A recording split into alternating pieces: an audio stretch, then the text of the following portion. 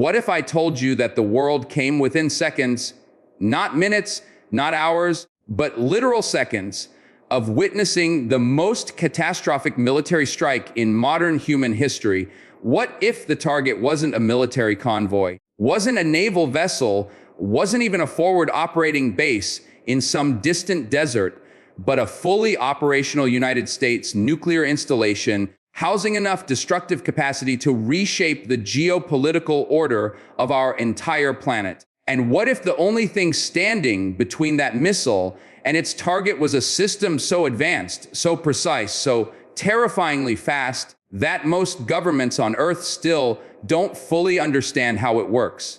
Stay right here, because what you're about to hear is going to change the way you think about war, about technology, and about how close the edge of catastrophe really is. Hello everyone, welcome back to the channel.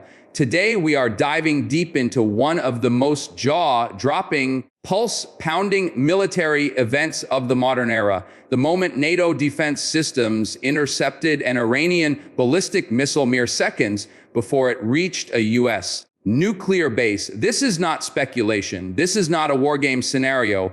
This is the reality of 21st century conflict, where wars are fought and won or lost in fractions of a second, where artificial intelligence and radar systems make life and death decisions faster than any human brain can process, and where the gap between global stability and total catastrophe is measured not in political negotiations, but in milliseconds of reaction time. Buckle in. This story starts with a threat that very few people saw coming and ends with a defense so precise it borders on the miraculous. To understand the full gravity of what happened, you have to understand the geopolitical pressure cooker that preceded it.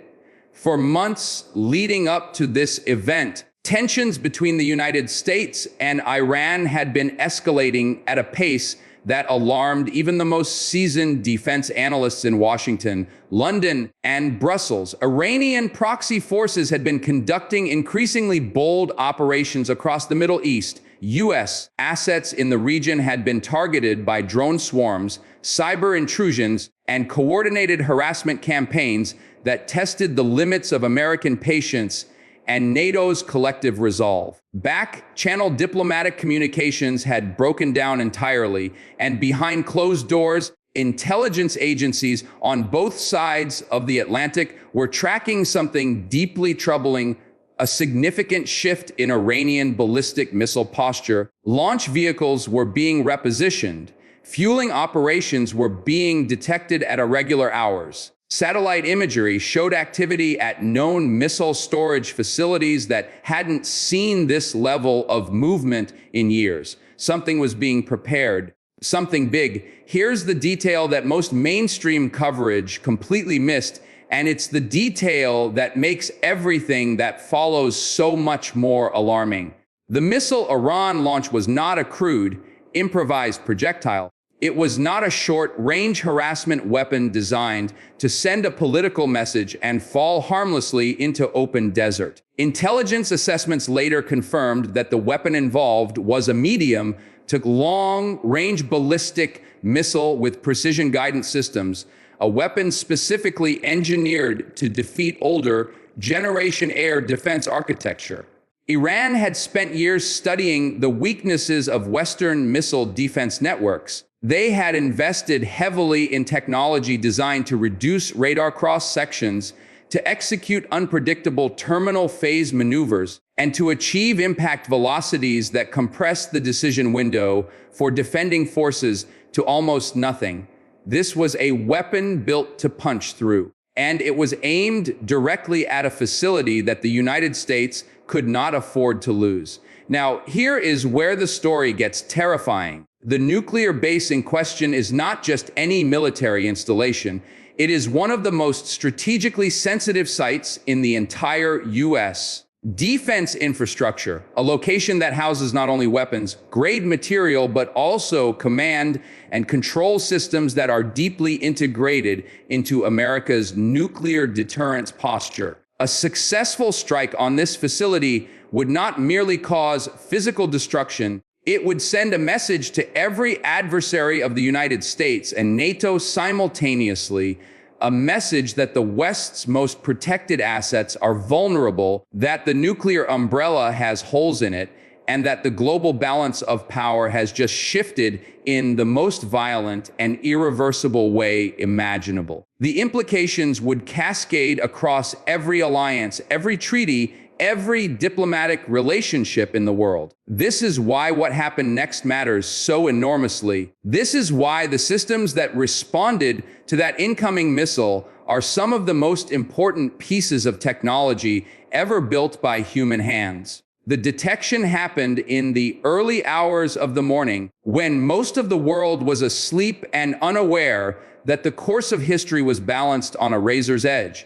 NATO's integrated air and missile defense network, a layered architecture of ground-based radar systems, space-based early warning satellites, and airborne warning and control system aircraft, commonly known as AWACS, identified the missile launch within seconds of ignition. The thermal bloom of the rocket motor was picked up by infrared satellites positioned in geosynchronous orbit, satellites designed to detect exactly this kind of threat anywhere on the planet at any time, under any weather conditions. That data was transmitted instantaneously to ground stations, which relayed it to theater command centers, which in turn began feeding targeting solutions to the missile defense batteries positioned in the region. All of this happened faster than you are reading this sentence. What makes NATO's missile defense network so extraordinary and so terrifying to adversaries is not any single component operating in isolation. It is the integration, the seamless, near instantaneous fusion of data from dozens of different sensor platforms, analyzed by algorithms trained on thousands of threat scenarios, presented to human operators in a format that allows life and death decisions to be made with the kind of speed that the situation demands. The Patriot Advanced Capability 3 system, known as PAC-3, was central to the intercept. The PAC-3 is not merely a missile. It is a kinetic kill vehicle, a precision-guided interceptor that destroys its target not through the blast of a conventional warhead, but through direct, high-velocity physical impact. It hits the incoming weapon, it collides with it. At the closing speeds involved in ballistic missile defense, that collision releases energy equivalent to a massive conventional explosion, enough to destroy the warhead, the guidance system, and every component of the threat simultaneously. But hitting an object traveling at thousands of meters per second, executing evasive maneuvers at altitudes where the atmosphere itself begins to thin, that is an engineering challenge of almost incomprehensible difficulty. And yet, it worked. The intercept itself lasted only seconds. From the moment the PAC-3 interceptor was launched to the moment it made contact with the Iranian missile, the engagement was over in a time frame so brief that the human operators monitoring the event could barely register what had occurred before the threat assessment systems were already updating to show a kill. The explosion was visible, debris scattered across a wide area, and a weapon designed to cause unimaginable destruction ceased to exist at an altitude where its remains posed no further threat to anything or anyone below. The base was safe. The personnel inside were safe. The nuclear material, the command systems, the irreplaceable infrastructure, all of it intact. A catastrophe that would have reshaped the world had been prevented by technology, by preparation, and by the relentless, unglamorous work of thousands of engineers, analysts, and military personnel who have spent their careers building and maintaining a defense that most people never think about until the moment it saves everything. But here is what you need to sit with for a moment.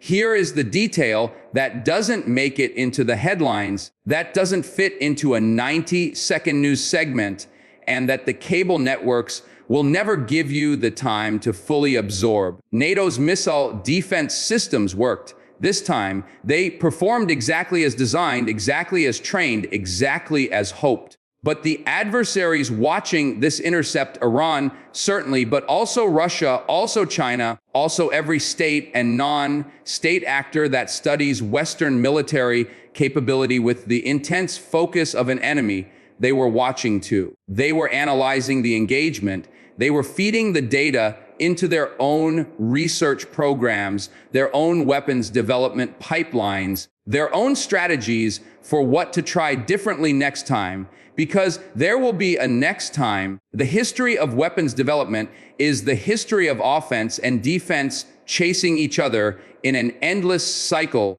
each innovation on one side driving a counter innovation on the other, the technology growing more sophisticated and more dangerous with every iteration. The intercept that saved the base today may be the data point that helps an adversary defeat the defense tomorrow. That is the brutal reality of the world we live in.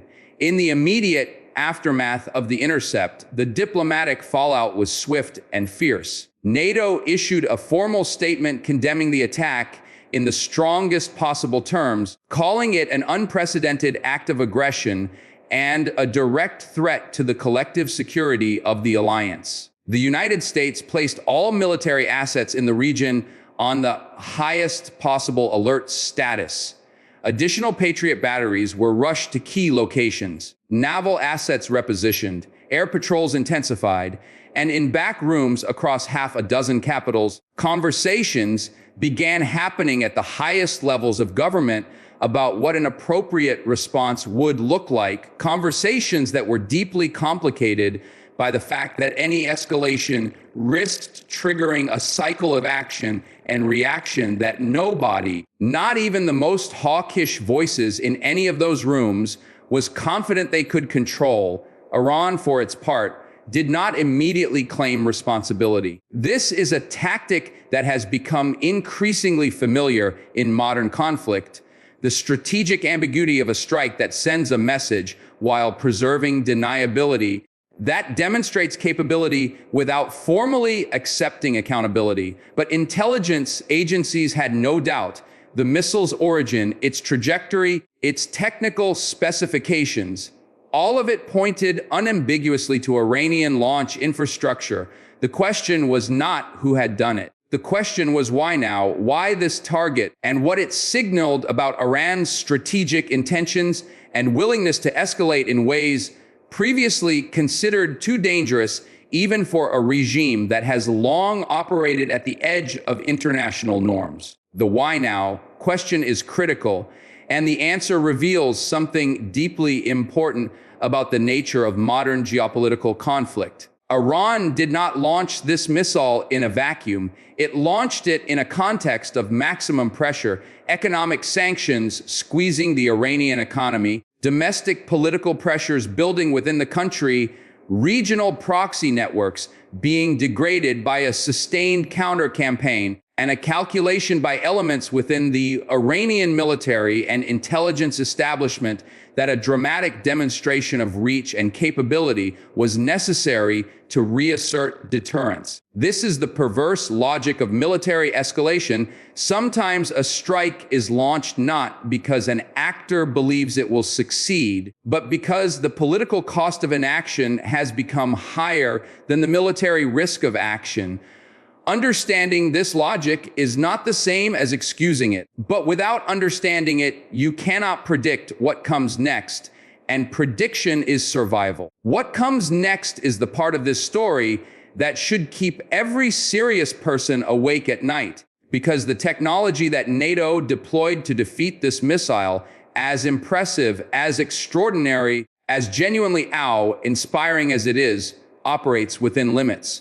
Every defense system has a saturation threshold. Every radar network has blind spots. Every intercept capability has scenarios it was not designed for, threats it has not been tested against, combinations of speed and maneuverability and countermeasures that could, under the right conditions, find a gap. Adversaries know this. Their entire research and development agenda is oriented around finding and exploiting exactly those gaps. Hypersonic glide vehicles, Maneuvering reentry vehicles, coordinated multi-vector saturation attacks designed to overwhelm rather than evade. The technology of attack is advancing, and while NATO's defensive capabilities are advancing as well, the competition is relentless, the stakes are existential, and there is no finish line. This is not an argument for despair. It is not a claim that defense is futile or that the West is losing the technology race. The intercept that we are discussing today is proof of the opposite, proof that investment in defensive technology, in integrated systems, in the unglamorous but absolutely essential work of radar integration and data fusion and interceptor development pays dividends in the most literal way possible. It saves facilities, it saves lives, it saves the stability of the global order. Every dollar spent on missile defense is a dollar spent on preventing the kind of catastrophic escalation that would cost not dollars but civilizations. The intercept was a victory, a real, concrete, life-saving victory. But victories in this domain require constant maintenance, constant investment, constant vigilance. The moment you stop improving your defense is the moment your adversary's offense starts catching up. There is a human dimension to this story that is easy to lose in the technical details of radar systems and kinetic kill vehicles and geopolitical calculus. Think about the people inside that base, the men and women who woke up that morning thinking about nothing more extraordinary than their duties, their colleagues, their families back home. They had no warning.